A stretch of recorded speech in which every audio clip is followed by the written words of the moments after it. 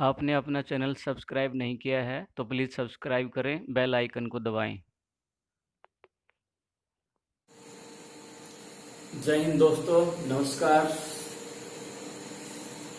एक सैनिक की पुकार, हमारे देश के लिए, तुम जियो देश के लिए।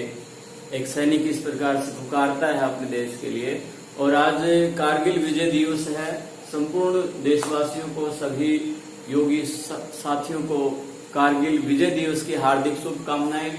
26 जुलाई 1999 का वो दिवस कि दुश्मन है वो कारगिल की घाटियों में, ऊंची ऊंची चोटियों में बैठा है और हमारे देश का पराक्रमी योद्धा, वीर सैनिक है, नीचे से लड़ता है और लगातार संघर्षों के साथ, मौसम विपरीत परिस्थितियों से जूझता हुआ, लड़ता हुआ, बर्फीले तूफानों को झकझोरते हुए दुश्मन को ऊपर से नीचे डालता है और डालता ही नहीं है, विजय प्राप्त करता है। तो सभी सैनिकों को नमन, सभी शहीदों को नमन, और जो विजय प्राप्त करने वाली हमारी पराक्रमी सेना है उनको नमन, उनको साधुवाद। आज कारगिल दिवस है, सभी सैनिकों को नमन, साधुवाद। और आइए हम सभी योग शिक्षक संघ हरियाणा के जो साथी हैं उनको सैल्यूट करते हुए, उनको नमन करते हुए हम अपनी बात को आगे बढ़ाते हैं। योग चित्तवृत्ति निरोध है।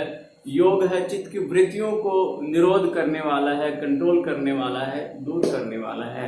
एक योगी का जो पराक्रम होता है, शौर्य होता है, वो एक सैनिक की तरह होता है।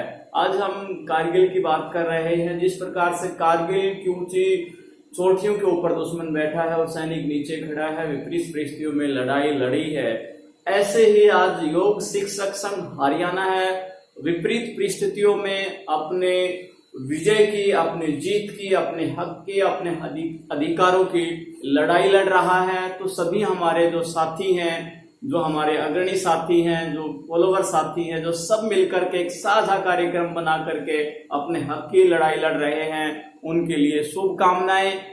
हमारा जो विजय रथ है, हमारी जो संघर्ष की लड़ाई है, वो अंतिम मोड़ के ऊपर है। हम जल्दी ही विजय प्राप्त करने वाले हैं, ऐसी मैं अपेक्षा रखता हूं, ऐसी मैं कामना रखता हूं। जल्दी ही हम विजय प्राप्त करने वाले हैं। लेकिन कुछ ऐसी बातें हैं जो हम आने वाले 10 से 15 दिन में, जिसको हमने साझा करना है, हमने अपने एक स्ट्रेटजी बनानी है, एक रणनीति बनानी है, और उस रणनीति में हमने स्वयं पर विजय प्राप्त करनी है। क्योंकि जब तक हम स्वयं का एनालिसिस नहीं करेंगे, स्वयं का विश्लेषण नहीं करेंगे, तो प्राप्त हुई विजय है वो भी हमारे हाथों से निकल सकती है। अगर आपके पास प्लानिंग नहीं है, स्ट्रेटजी नहीं है, रणनीति नहीं है, अपने आप पर हौसला नहीं है, अपने आप पर भरोसा नहीं है।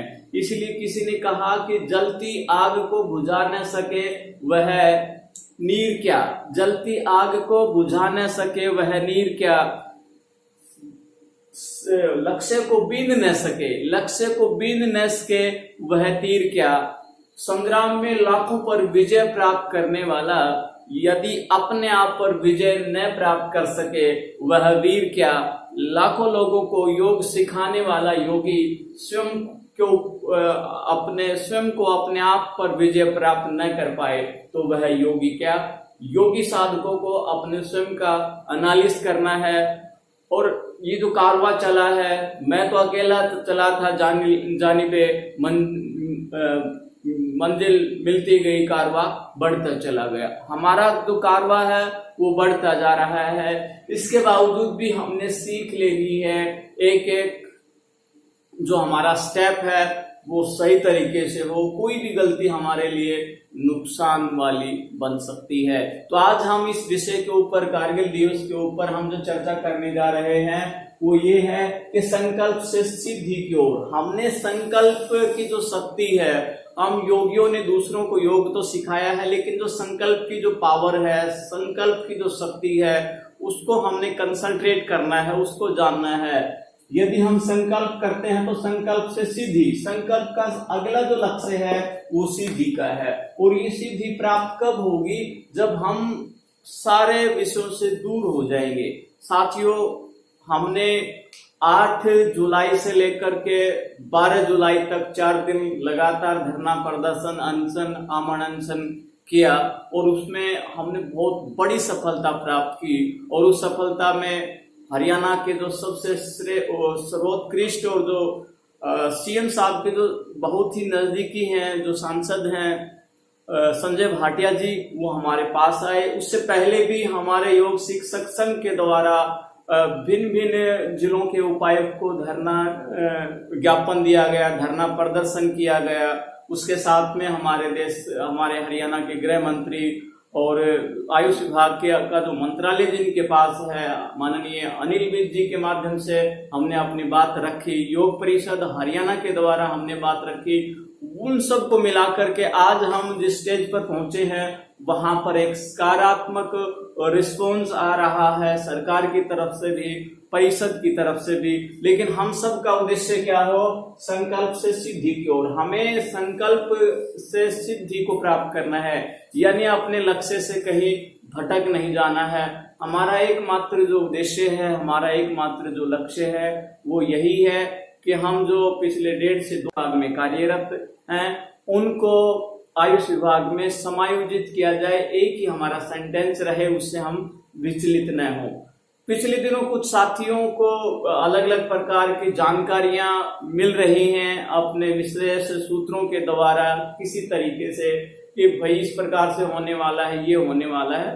ठीक है, जो हो रहा है वो सबकी रणनीति का हिस्सा है, लेकिन आपका जो मूल उद्देश्य है, हमारा जो मूल उद्देश्य है, उस उद्देश्य से हमने भटकना नहीं है। इस बात का ध्यान रखें, चाहे वो किसी भी एज ग्रुप में हो या किसी के भी नजदीकी हो, हमारा उद्देश्य यही हो, हमने सिद्धि को प्राप्त करना है, हमने अपना लक्ष्य प्राप्त करना है, उससे कहीं भटकना नहीं है।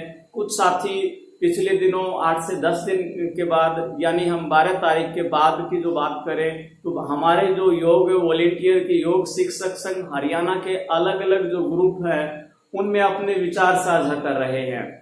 वो उनमें बहुत अच्छे विचार भी आ रहे हैं, कुछ नकारात्मक विचार भी आ रहे हैं।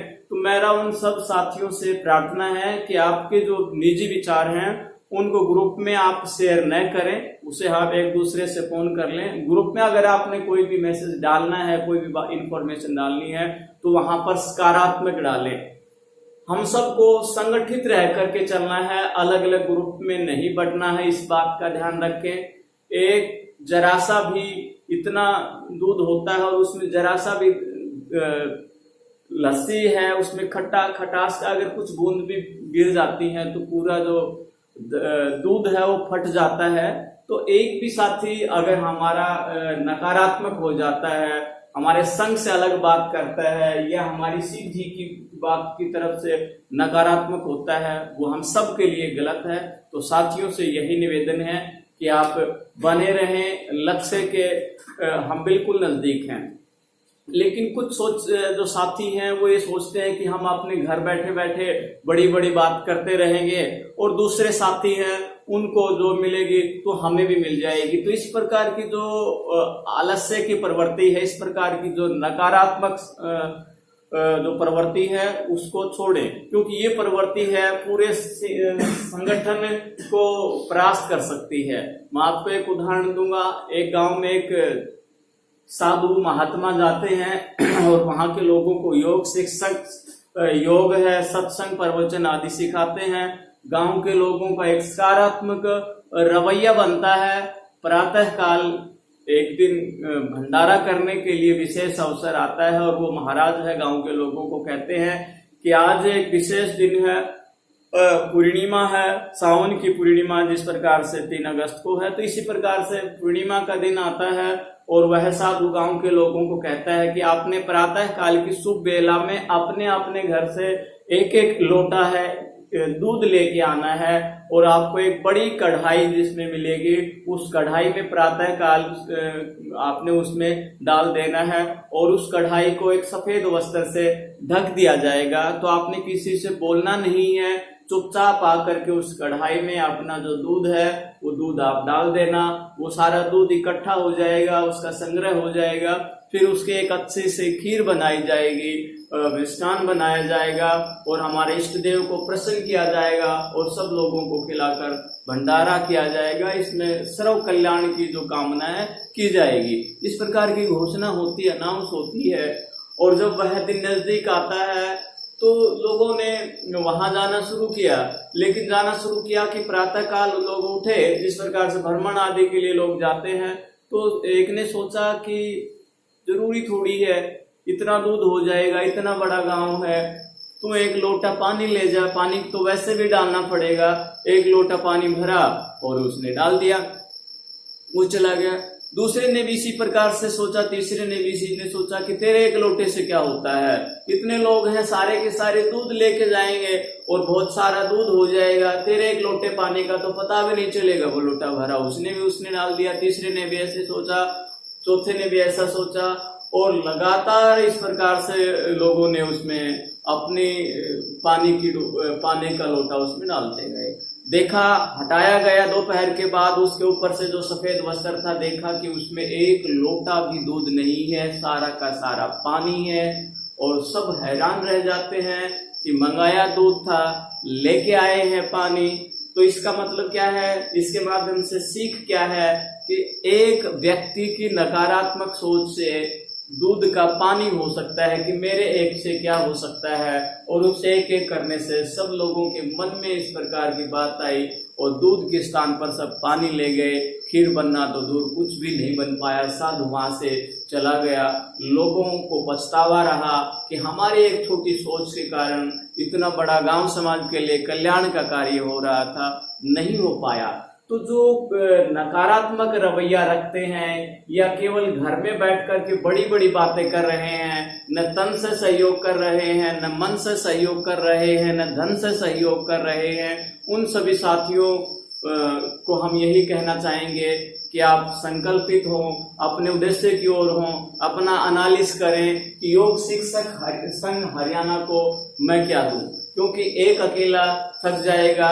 मिलकर साथ बढ़ाना, साथी हाथ बढ़ाना, हम एक दूसरे का सहयोग करेंगे तब बात बनेगी। तो जो साथी किसी भी प्रकार से नकारात्मक है, वो सकारात्मक हो, ऊर्जावान हो, घर से निकलिए और जो जिम्मेदारी लेता है, ड्यूटी लेता है, उसको पूरा करे। ये नहीं है कि मेरे एक से क्या होगा, इस प्रकार की सोच न रखे। ठीक इसी प्रकार से जो बहनें योगिनी बहनें हमारे साथ जुड़ी हुई हैं, उनका एक बहुत अच्छा, एक पॉजिटिव, एक सकारात्मक रवैया मिल रहा है। चाहे झज्जर में 2 दिन पहले 23 तारीख को जो भाटिया जी के माध्यम से सीएम को ज्ञापन दिया, उर्मिला जी, झज्जर की पूरी जो टीम है, उन्होंने बहुत अच्छा काम किया। इसी प्रकार से पिछले दिनों में जींद की जो टीम है, भिवानी की जो टीम है, पानीपत की जो टीम है, उनमें विशेष करके जो हमारी योगिनी बहनें हैं, उनका एक विशेष योगदान रहा। पूरे हरियाणा की जो योगिनी बहनें हैं, वो भी अपने आप को बूस्टअप करें। ये नहीं है कि मेरे साथ आने वाले नहीं है, कोई बात नहीं, सारे हम ताकत एक साथ लगाएंगे, हमें विजय श्री सुनिश्चित है। कुछ साथियों के लगातार फोन आते हैं कि जी आप ग्रुप में मैसेज नहीं डाल रहे हैं, बात नहीं कर रहे हैं, और कुछ साथी नकारात्मक उसमें डाल रहे हैं। तो मेरा व्यक्तिगत राय में, मैं आपका एक साथी होने के नाते, मैं एक बिशन सिंह आर्य जो आपका एक साथी है, मैं अपनी तरफ से बताना चाहूंगा कि हम आपके साथ हैं और एक अच्छी रणनीति बना करके चल रहे हैं। 26 से 31 दिन के जो 4-5 दिन हैं, इसमें हमारे लिए विशेष रिजल्ट आने वाला है। यदि हमारे पक्ष में रिजल्ट नहीं आता है तो जिस प्रकार से हमने सरकार को ये हमारी तरफ से इन्फॉर्म कर दिया है कि हम 1 तारीख से 8 तारीख के बीच में रणनीति बना करके हमारी अगली जो रणनीति बनाएंगे वो सरकार के लिए नुकसानदेह हो सकती है, लेकिन हमें पूरा सरकार पर और परिषद के ऊपर पूरा भरोसा है, भाटिया जी के आश्वासन पर भरोसा है। हमारे जो अनिल विज जी हैं, हमारे माननीय अनिल विज जी गृह मंत्री हरियाणा सरकार, उन पर भरोसा है। माननीय मुख्यमंत्री साहब के ऊपर हमें भरोसा है कि हमारे लिए वो सब अच्छा करेंगे। उसके बावजूद भी हम संकल्पवान बने, संकल्प से सिद्धि की ओर हमने किसी प्रकार से लक्ष्य से, रास्ते से भटकना नहीं है, इस बात का ध्यान रखें। हमें अवश्य ही इसमें विजयश्री मिलेगी। तो जो साथी इधर उधर भटक रहे हैं वो दूध के स्थान पर दूध ही डालें, पानी न डालें। फिर कुछ साथियों की आवाज आती है कि हमारी संख्या थोड़ी है। संख्या से कोई भी लड़ाई है, लड़ना एक संगठन में बड़ी बात होती है, लेकिन अगर हमारी संख्या कम भले हो लेकिन हम सारे इकट्ठे होते हैं, 500 प्लस इकट्ठे होते हैं, मिलकर रणनीति बनाते हैं, एक दूसरे का सहयोग देते हैं, तो विजयश्री जरूर मिलेगी। आपको मैं एक उदाहरण देता हूं, दशरथ मांझी, आप सब ने किताबों में पढ़ा है और एकदम साक्षात उनका उदाहरण है। दशरथ मांझी बिहार के रहने वाले, बहुत ही निम्न परिवार से, जिसके पास संसाधन नाम का कुछ नहीं होता है। उसकी एक जो इंसिडेंट है, उसका एक ऐतिहासिक जो वर्णन है वो मैं आपके साथ साझा करना चाहूंगा। दशरथ मांझी एक जो कि मजदूरी का काम करता है, जैसे तैसे अपना गुजर बसर करता है। उसकी जो पत्नी है वो कैंसर से पीड़ित होती है और वह अपने अंतिम पड़ाव पर होती है। दशरथ मांझी जैसे तैसे गाड़ी के माध्यम से अपनी पत्नी को हॉस्पिटल में ले जाना चाहता है। हॉस्पिटल में ले जाने के लिए बीच में एक बड़ा सा जो रास्ता, हॉस्पिटल और उसके गांव के बीच में एक बड़ा सा एक पहाड़ी एरिया होता है और उसको कवर करके जाने में हॉस्पिटल में 15 से 20 किलोमीटर लग जाते हैं। और यदि वो बीच का जो पहाड़ी एरिया न हो तो उसके गांव और हॉस्पिटल के बीच में मात्र 8 किलोमीटर का ही रास्ता होता है। वो गाड़ी के माध्यम से अपनी पत्नी को हॉस्पिटल में ले जा रहा होता है, लेकिन उस पहाड़ी एरिया होने के कारण उसकी जो पत्नी है रास्ते में ही दम तोड़ देती है। और फिर वह उस पहाड़ की तरफ खड़ा होकर के संकल्प लेता है कि हे पहाड़, तेरे कारण मेरी पत्नी को समय पर इलाज नहीं मिल पाता है और वह दम तोड़ देती है, मेरा साथ छोड़ देती है, लेकिन मैं भी ये संकल्प भी लेता हूं कि मैं तेरे को रास्ते से हटाऊंगा। मेरी पत्नी जिस प्रकार से उसका असामयिक निधन हुआ है, किसी दूसरे को इस प्रकार से निधन न हो, किसी दूसरे को कोई ऐसी कोई हानि न हो, और वह उसी दिन से संकल्प करता है, चीनी और हथौड़े से पत्थर उस पहाड़ को तोड़ने लग जाता है। आने जाने वाले सब लोग हैं उसके ऊपर मजाक करते हैं कि दशरथ मांझी है, वो पागल हो गया है, इतना बड़ा पर्वत है, कितने ये टूट जाएगा, तो पागल हो गया है, ये संकी हो गया है। और वह चीनी हथौड़े से लगता है, लोग उसका मजाक उड़ाते हैं। लेकिन लगातार वर्षों की मेहनत के बाद एक ऐसा दिन आता है कि दशरथ मांझी उस पहाड़ के बीच से चीनी और हथौड़े के माध्यम से रास्ता बना देता है। वही लोग जो उनके ऊपर हंसते थे, मजाक उड़ाते थे, सबसे पहली पंक्ति में खड़े होते हैं, दशरथ मांझी के गले में फूलों की माला डालते हैं। आज वही जो सरकार है उन्होंने भी उनके लिए बड़े बड़े पुरस्कार दिए हैं। और आमिर खान का आपने सत्यमेव जयते का जो एपिसोड आता था उसमें दशरथ मांझी की आपने कहानी देखी होगी, उसके ऊपर फिल्म बनी है। आज उसका जो इतिहास है हम सब के लिए एक प्रेरणा का स्रोत है। तो कहने का मतलब यह है कि आप ऊर्जावान हैं, आप सकारात्मक हैं, आपके अंदर संकल्प है तो आपको सिद्धि अवश्य मिलेगी, चाहे हमारी संख्या कम क्यों न हो, हम विजयश्री अवश्य प्राप्त करेंगे। बोनापार्ट नेपोलियन की आपने कहानी पढ़ी है। एक ऐसा नेतृत्व बोनापार्ट नेपोलियन ने उस जमाने में दिया कि अपने सैनिकों को बोल दिया कि हमने आगे बढ़ना है तो आगे बढ़ना है। बोनापार्ट नेपोलियन की जो सेना है वो एक के बाद एक पर्वत को पार करते हुए आगे बढ़ रही है और देखते हैं कि एकदम पहाड़ है, पहाड़ के रास्ते से आगे रास्ता ही नहीं है, लेकिन सैनिक उफ नहीं कर रहे हैं, एक के बाद एक सहारे उस पहाड़ से नीचे गिर रहे हैं, लेकिन कोई सैनिक ये नहीं कह रहा है कि आगे रास्ता नहीं है। और सारे के सारे रास्ता पहाड़ से नीचे सारे सैनिक चले जाते हैं और वो देखना चाहते हैं बोनापार्ट नेपोलियन कि मेरे जो सैनिक हैं कितने आज्ञाकारी हैं, और देखते उनको स्टॉप बोलता है और सबको फिर उठा करके गले से लगा लेता है। तो ऐसे सैनिक हो, ऐसा संगठन होना चाहिए। हमें किसी प्रकार से निराश होने की आवश्यकता नहीं है। एक समय ऐसा था जो कि आज जो अल्बर्ट आइंस्टीन का हम नाम सुन रहे हैं, उसको क्लास में एंट्री नहीं दी गई थी, उसका नाम काट दिया गया था। घर वालों को टीचर ने ये कह दिया था कि आपका बच्चा मंदबुद्धि है, इसको कुछ भी याद नहीं हो सकता है। लेकिन अल्बर्ट आइंस्टीन ने अपने दिमाग की बत्ती को जला के रखा, लगातार संघर्ष किया और बड़े बड़े आविष्कार इस संसार को दिए। आज दुनिया में उनका नाम है। अब्राहम लिंकन का नाम बच्चा बच्चा जानते हैं, लगातार संघर्ष करते हैं। उनके पास कोई विशेष प्रकार की लीडरशिप नहीं थी, वो अच्छे से अपनी बात को रख नहीं सकते थे, तो उन्होंने अपने आप को प्रेरित किया, बुस्टअप किया, जंगलों में जाकर के पेड़ों को उन्होंने संबोधित करना शुरू किया, वहां से अपने लीडरशिप नेतृत्व के गुण को निखार करके आगे आए।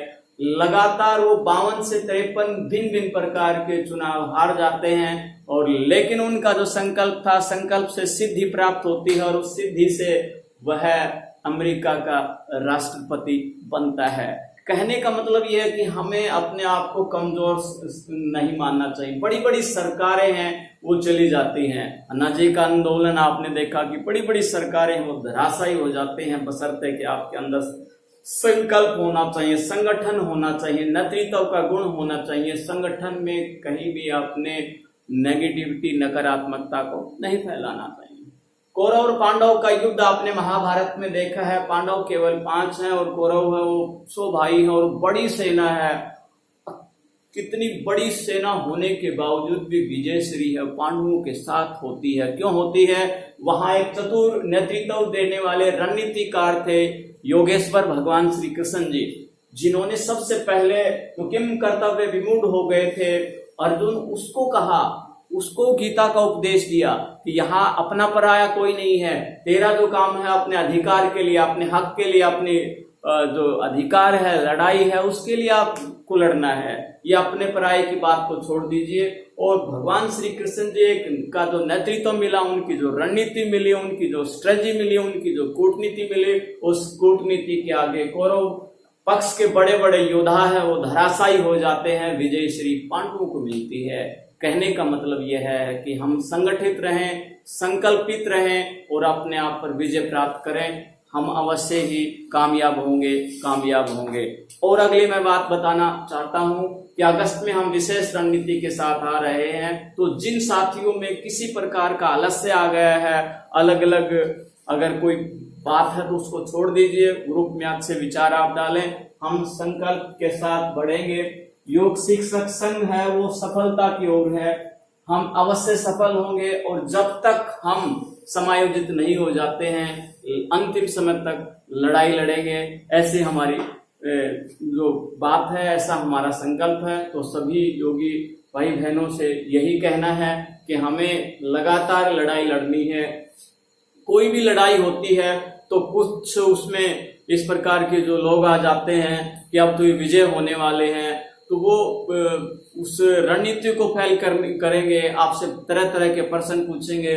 तो ऐसे जो लोग हैं जो मीर जाफर का काम करें या जयचंद का काम करें, उन लोगों से भी आपने सजग रहना है, सावधान रहना है। हम सब कामयाब होंगे, अवश्य कामयाब होंगे, संकल्प से सिद्धि की ओर हम चलेंगे, ये मेरी कामना है। आप सब साथ रहें। आने वाला जो समय है आपके लिए रणनीति बना दी जाएगी, तो आपके अंदर एक जो भावना है, चाहे पूरा हर डिस्ट्रिक्ट है अपने तरीके से काम कर रहा है, कोई कमजोर नहीं है, और किसी प्रकार से विचारों में कमजोरी आई है तो उसको दूर करें।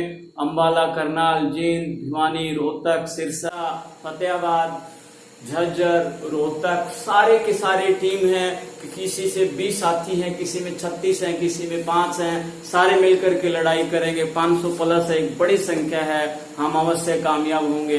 किसी प्रकार से निराशा अपने मन में न लेकर के आए, ऐसा मैं आपसे विश्वास रखता हूं कि निराश न हो, हम अवश्य ही कामयाब होंगे। और यही मन में रखें कि कोशिश करने वालों की कभी हार नहीं होती, कोशिश करने वालों की कभी हार नहीं होती, और बिना कोशिश करने वालों की, बिना मेहनत करने वालों की कभी जय जयकार नहीं होती। तो हम कोशिश करेंगे, विजय प्राप्त करेंगे। एक बार फिर आपको कारगिल दिवस की हार्दिक शुभकामनाएं। इस विचार को आपने जितने भी अपने ग्रुप हैं, पर्सनल साथियों के पास शेयर करें, साझा करें। हम जल्दी ही इसके ऊपर एक अच्छी रणनीति बनाने वाले हैं, हम अवश्य ही विजय होंगे। मुझे पूरा विश्वास है कि साथी संगठित रहेंगे, संगठन को जोड़ने का काम करेंगे, क्योंकि योगी है वो जोड़ता है, किसी को तोड़ता नहीं है। नकारात्मक रवैये को छोड़िए। जय हिंद, जय भारत, जय योग शिक्षक संघ